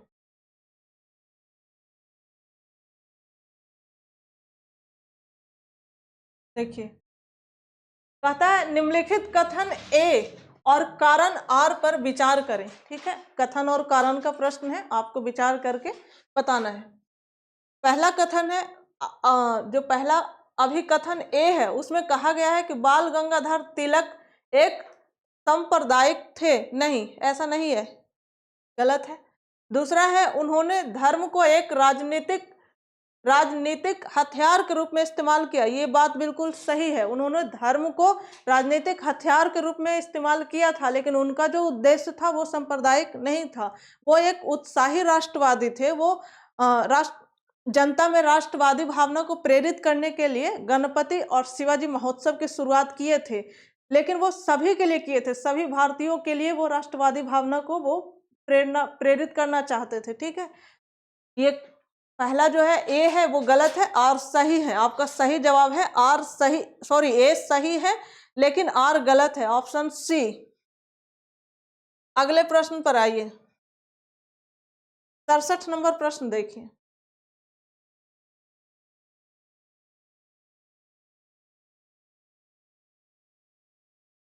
देखिए कहता है निम्नलिखित में से किसे अंग्रेजी सरकार ने काकोरी षड्यंत्र केस में फांसी दी? ठीक है, भगत सिंह, राम प्रसाद बिस्मिल, चंद्रशेखर आजाद, बंटुकेश्वर दत्त। किसको दिया था? राम प्रसाद बिस्मिल को।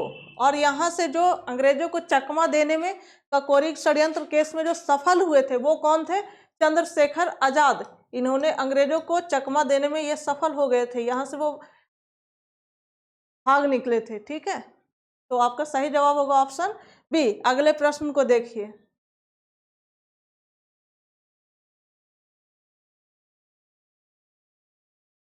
68 नंबर प्रश्न देखिए। कहता है निम्नलिखित में से किस व्यक्ति का जन्म 1827 में महाराष्ट्र में हुआ था, जिसने उच्च जाति के प्रभुत्व और ब्राह्मणवादी वर्चस्व के खिलाफ एक जबरदस्त आंदोलन का आयोजन किया और 1851 में पुणे में लड़कियों के लिए एक स्कूल की स्थापना की, जिसके बाद कई अन्य स्कूलों की स्थापना की गई। वो किस व्यक्ति से संबंधित है ये परिच्छेद आपको बताना है। गोपाल हरि देशमुख, गोपाल गणेश अगरकर, बाल शास्त्री जंभेकर, ज्योतिबा फूले। ये किससे संबंधित है? ज्योतिबा फूले। महाराष्ट्र के सतारा में इनका जन्म हुआ था, एक माली परिवार में इनका जन्म हुआ था, और ये सारी बात जो कही गई है ये ज्योतिबा फूले से संबंधित है। चलिए अगले प्रश्न को देखिए। देखिए 69 नंबर प्रश्न देखिए। कहता है संथाल विद्रोह के संदर्भ में निम्नलिखित कथनों पर विचार करें। कथन क्या है? कथन है विद्रोह का नेतृत्व सिंधु और कान्हू ने किया था। बिल्कुल सही बात है। दूसरा कथन है आदिवासी नेताओं ने जमींदारों के साथ गठबंधन किया और पुलिस स्टेशनों और रेलवे जैसे सत्ता को औपनिवेशिक प्रतीकों के निशाना बनाया? नहीं, इसमें जो संथाल विद्रोह था इसमें जमींदारों के साथ गठबंधन का कोई बात नहीं था, बल्कि जो बिहार के मुजफ्फरपुर और राजमहल के बीच के जो दामन एक कोह जो क्षेत्र है वहां ये निवास करते थे और इनका मुख्य जो उद्देश्य था वो दिकुओं को बाहर भगाना था, मतलब बाहरी लोग को, जो ब्रिटिश औपनिवेशिक सत्ता थी उसको भगाना था। ठीक है, इसको जमींदारों के साथ गठबंधन नहीं था, ये पूरी तरह से औपनिवेशिक शासन को हटाना चाहते थे। दूसरा कथन गलत है। तीसरा कथन है विद्रोह के दौरान बड़ी संख्या में गैर आदिवासियों ने संथाल आदिवासियों का समर्थन किया, ये बिल्कुल बात सही है। ठीक है, आपको बताना है कि ऊपर दिए गए कथनों में से कौन सा सही है। केवल 1 और 3, केवल 1 और 2, केवल 2 और 3, 1, 2 और 3, 1 और 3, ऑप्शन ए सही जवाब है। अगले प्रश्न पर आइए। 70 नंबर प्रश्न देखिए। देखिए 70 नंबर प्रश्न कहता है हिंदुस्तान सोशलिस्ट रिपब्लिकन एसोसिएशन, ठीक है, का गठन किसके द्वारा किया गया था? सुभाष चंद्र बोस, रास बिहारी बोस, चंद्रशेखर आजाद, लाला लाजपत राय। किसने किया था? चंद्रशेखर आजाद ने किया था। ठीक है, अगले प्रश्न को देखिए। 71 नंबर प्रश्न देखिए।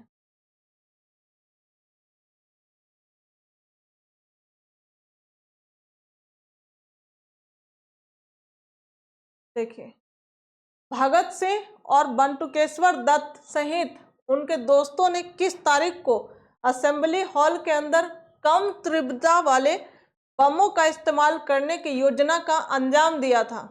आपको बताना है कि वो कौन सी डेट थी जब भगत सिंह और उनकी जो मित्र थे बंटुकेश्वर दत्त, उसने असेंबली हॉल पर एक कम तीव्रता का बम फेंका था।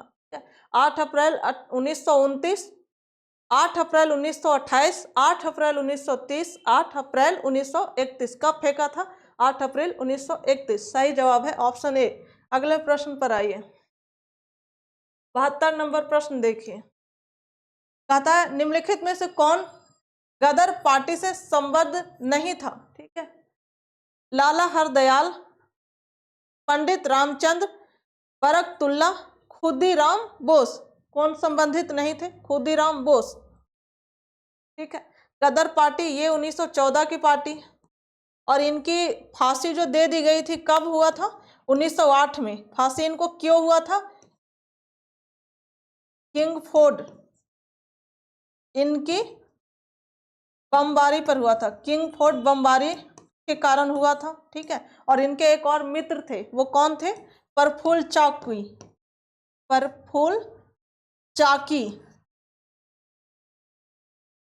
लेकिन खुदीराम बोस और प्रफुल्ल चाकी इन्होंने बम फेंका था किस पे? किंग फोर्ड के कार पर फेंका था, लेकिन गलती से जो बम वो था ना, वो एक भारतीय समर्थक थे कैनेडी, उनकी कार पर जाकर गिर गई। और उसी के अफसोस में जो प्रफुल्ल चाकी हैं उन्होंने क्या किया कि कैनेडी के कार में बैठे हुए थे उनकी पत्नी और बेटी, जिससे उनकी हत्या हो गई। और इसी के अफसोस में प्रफुल्ल चाकी ने खुद की रिवॉल्वर से खुद को गोली मार लिया था। ठीक है, तो सही जवाब होगा ऑप्शन टी। अगले प्रश्न पर आइए। 73 नंबर प्रश्न देखिए।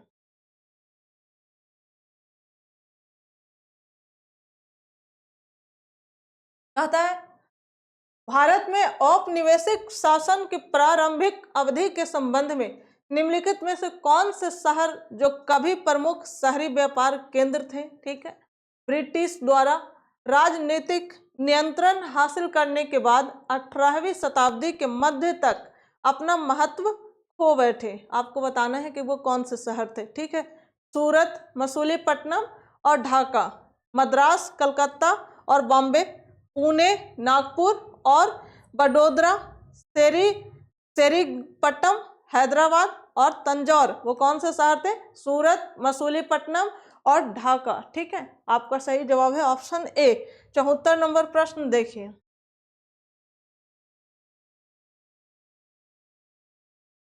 देखिए 74 नंबर प्रश्न कहता है निम्नलिखित में से कौन सा जोड़ा सही सुमेलित नहीं है? ठीक है, दिल्ली षड्यंत्र केस अमीर चंद, बिल्कुल सही बात है, इससे एक और व्यक्ति संबंधित थे, रास बिहारी बोस, ठीक है। ककोड़ी षड्यंत्र केस आसफ कुल्ला, बिल्कुल सही है। लाहौर षड्यंत्र केस जतिन दास, नहीं। नासिक, ये सही है। नासिक षड्यंत्र केस रास बिहारी बोस, नहीं, ये लक्ष्मण करकरे थे, लक्ष्मण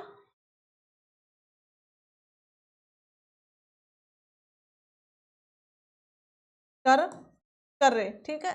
और ये रास बिहारी बोस, इनका संबंध किससे था? दिल्ली षड्यंत्र केस से, ठीक है। सही जवाब आपका कौन सा होगा? सही सुमेलित नहीं है, ऑप्शन डी। अगले प्रश्न को देखिए, 75 नंबर प्रश्न देखिए, और आज के इस सेशन का हमारा आखिरी प्रश्न है। और अगले सेशन में जब हमें अभी 2-4 और टेस्ट आएंगे, आपको विषयवार आएंगे, इसके बाद जो सेशन आएगी उसमें फुल लेंथ की टेस्ट आएगी, ठीक है। तो आज का आखिरी प्रश्न देखिए, कहता है भारतीय राष्ट्रीय कांग्रेस के त्रिपुरी अधिवेशन 1939 के संदर्भ में निम्नलिखित कथनों पर विचार करें, ठीक। कथन क्या है?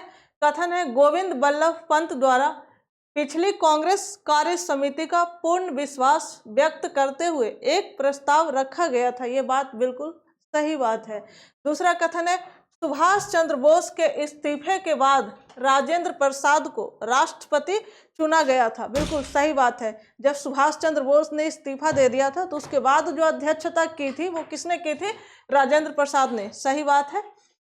आपको बताना है कि ऊपर दिए गए कथनों में से कौन सा सही है। केवल एक, केवल दो, एक और दो दोनों, उपरोक्त में से कोई भी नहीं, दोनों कथन सही है। ऑप्शन सी आपका सही जवाब है। तो चलिए, आपको बहुत बहुत धन्यवाद, और फिर मिलते हैं अगले सेशन में एक नए टेस्ट सीरीज के साथ। तब तक के लिए thank you, bye bye and take care.